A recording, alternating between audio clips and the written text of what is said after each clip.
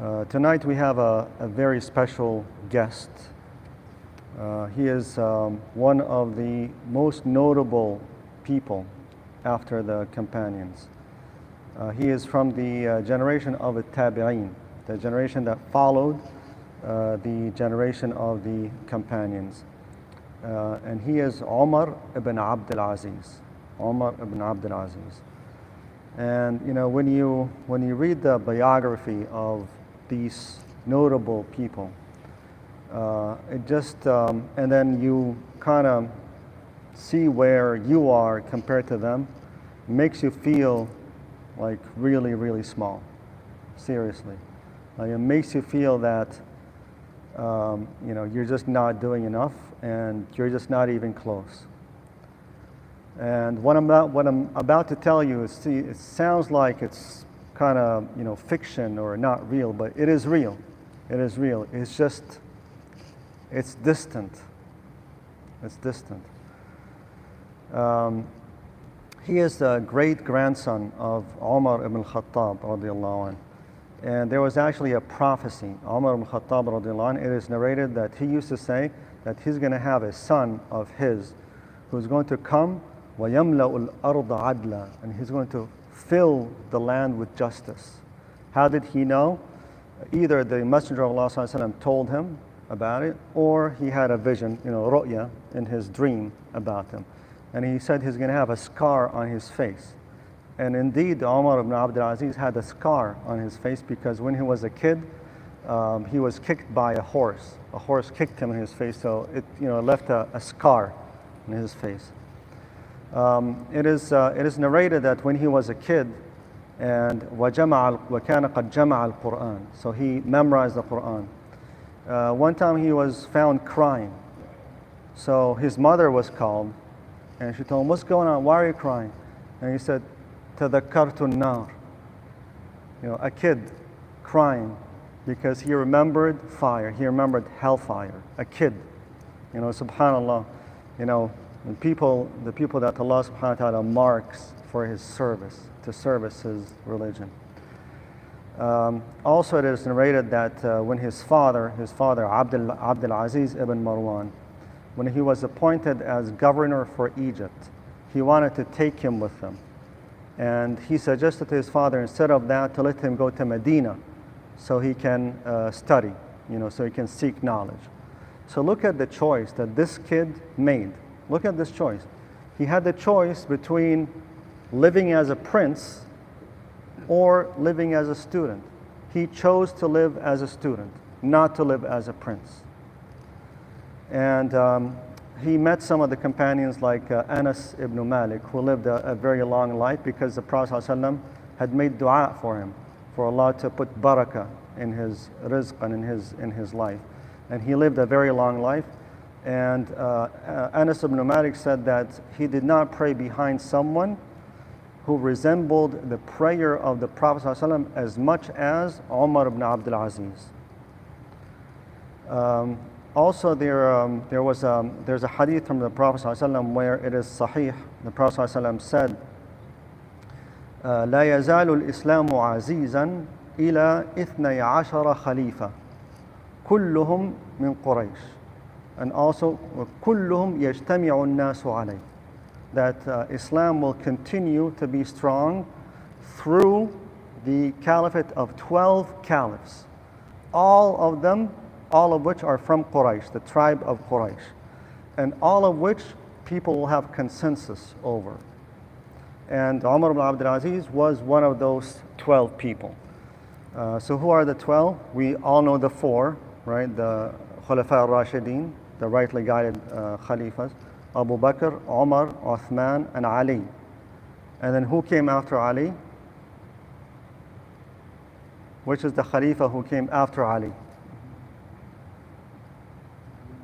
Who? Huh? Hassan or Muawiyah? Muawiyah, right? Because Hassan, you know, gave it to Muawiyah. And then after Muawiyah, Yazid, his son Yazid. And then Abdul Malik ibn Marwan. Abdul Malik ibn Marwan is the brother of Abdul Aziz ibn Marwan. Abdul Aziz ibn Marwan is the father of Umar ibn Abdul Aziz. So Abdul Malik ibn Marwan is the uncle of Omar ibn Abdul Aziz. So it was Abdul Malik ibn Marwan, and then his kid, his son Al-Walid, and then his son Sulaiman ibn Abdul Malik ibn Marwan, and then after Sulaiman, Omar ibn Abdul Aziz, and then it went to Yazid, and then to Hisham. So those are the 12. And Omar ibn Abdul Aziz was one of them. And when he was appointed as Khalifa or nominated as Khalifa, he started crying. And he got on the minbar and he was shaking. And he begged people, he begged them not to give him this responsibility, but they all refused and they wanted him to take it because they knew that he was a very righteous man. He was a good man.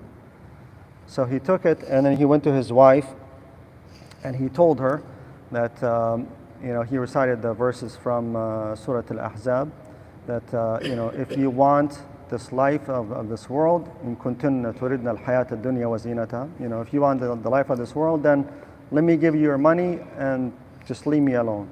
If you want the hereafter, you want to stay with me, then you have to leave your worldly stuff. She said, I want the hereafter, I want to stay with you. So he took all of her gold and he gave it to Baytu Mal al-Muslimin. He gave it to the Muslim treasury. And one time he felt like eating grapes. So he asked his wife if she had some money so he can buy some grapes. And she said, I don't have. She said, you're the Khalifa and you don't have money to buy grapes. You can't afford to buy grapes. He said, I'd rather deal with this rather than deal with chains and shackles in the hereafter. Look at this taqwa. Look at this piety that this very righteous man had. And this was a very powerful man.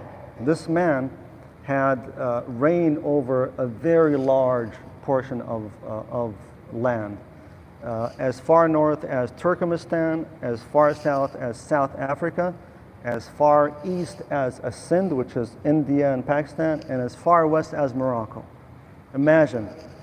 So this is another choice that he made. He could have been a king, right? But he chose not to be a king. He could have been a very, very wealthy man, but he didn't choose that.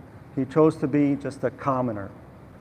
The Khalifa at the time, kind of like the president these days, they've got a motorcade, right? So they brought the motorcade, the carriages, and the horses said, no, I don't want any of that. I just want my mule. And that was his means of transportation, his mule. And he stayed in his very, very humble house instead of living in the palace of the Khalifa. Very, very humble and righteous man. He was a Khalifa for about 2 years, a little over 2 years, and he filled the land with justice, as Omar al-Khattab radiallahu anh said.